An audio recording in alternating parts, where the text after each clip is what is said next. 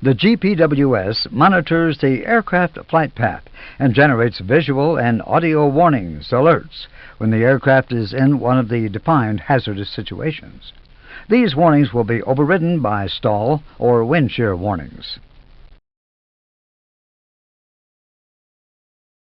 The ground proximity warning system processes the data from RA1, ADIRS-1, ILS-1, FMGC-1, LGCIU-1. Most GPWS alerts and warnings are generated as a result of changes in radar altimeter heights, or the rates of those changes.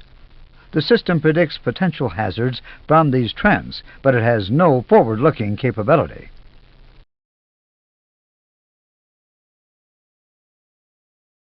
The GPWS control panel is located on the left side of the overhead panel.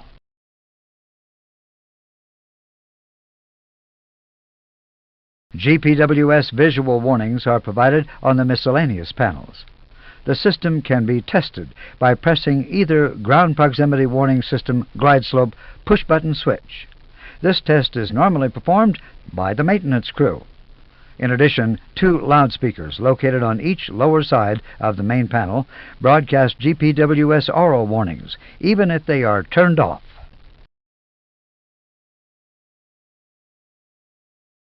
If a high rate of descent is detected at low level, GPWS will generate a repeated aural sink rate alert. If this rate is or becomes excessive, a repetitive aural warning, whoop whoop, pull up, whoop whoop, pull up, will be generated. In both cases, the red GPWS light will illuminate.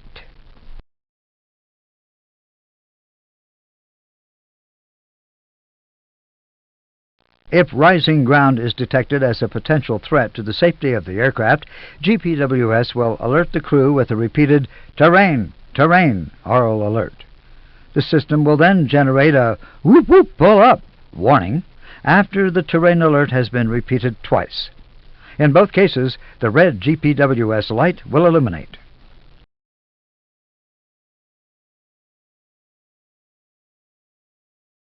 If the GPWS system detects a rate of descent during the initial climb after takeoff or during a go-around, it will produce a repeated "Don't Sink" command, along with the GPWS red lights.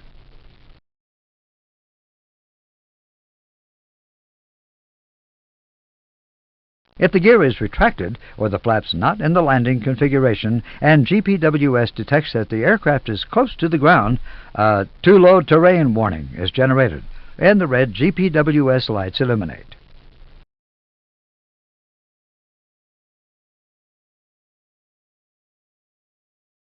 If the aircraft continues to descend, another warning, too low gear, is generated.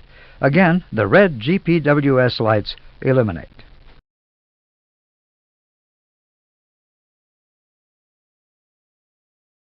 If the gear is down but the flaps are not in the landing configuration, the warning "Too low flaps" is generated, along with the GPWS red lights. As with other aircraft, the gear warning has priority over the flap warning.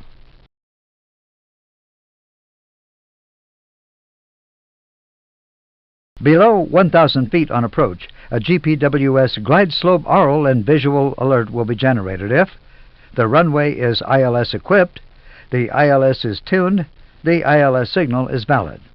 The aircraft is significantly below the glide slope. Both amber glide slope lights will illuminate. Glide slope.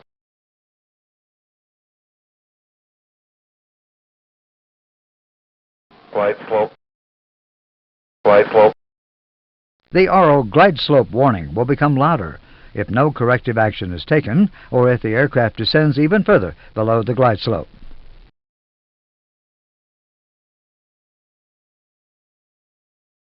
Flap 3 is a recognized landing configuration. If the option is used or if required by an ECAM procedure, the crew must select Landing Flap 3 switch on to ensure that the GPWS does not generate warnings when it detects that the aircraft is not in the normal full flap configuration. The associated green GPWS Flat 3 memo message is displayed on the engine warning display.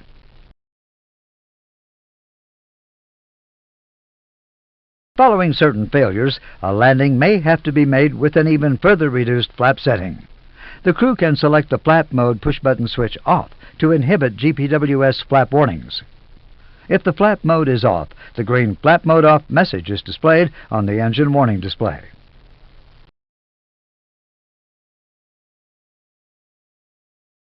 When selected off, the glide slope mode push-button switch will inhibit the GPWS glide slope warning. The white off light illuminates when the GPWS is selected off. All warnings are inhibited.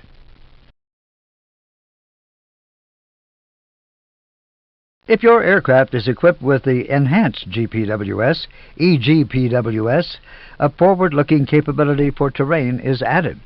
The basic GPWS functions remain unchanged. EGPWS is based on terrain database and FMGC current position, not on radar returns. The purpose of the enhanced GPWS is to avoid a control flight into terrain and to give enough time to the crew to perform an avoidance maneuver.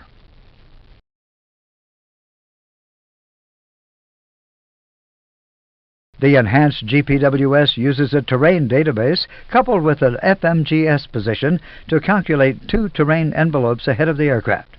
When a conflict is detected between these terrain envelopes and the terrain memorized in the database, an alert is triggered. One terrain envelope corresponds to a caution level, while the second one corresponds to a warning level.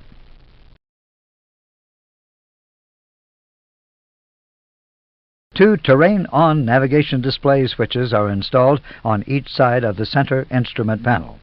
For each ND to display terrain, the terrain-on ND switch must be on. Be aware that weather radar information is replaced by terrain information even if the radar is switched on.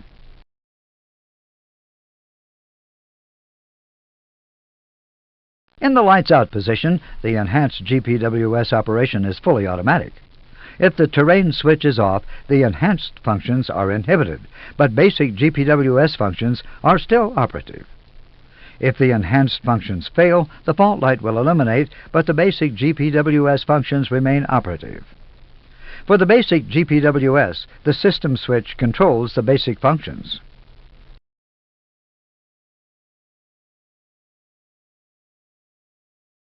Should the terrain on ND function not be selected on when a caution or warning is triggered, the terrain display will automatically turn on and the on light on the terrain switch will illuminate.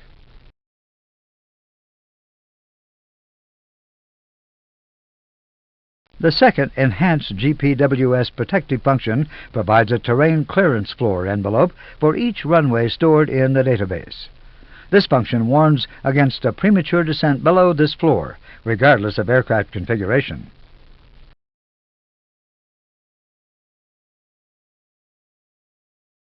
Caution: the relative height is calculated using the captain's barometric setting.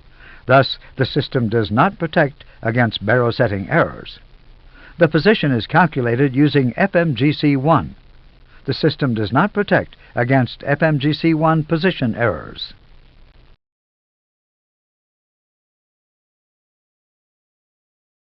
Should nav accuracy become downgraded, the enhanced functions of the enhanced GPWS are automatically deselected. They will remain so until high nav accuracy is restored. The basic GPWS functions remain operative.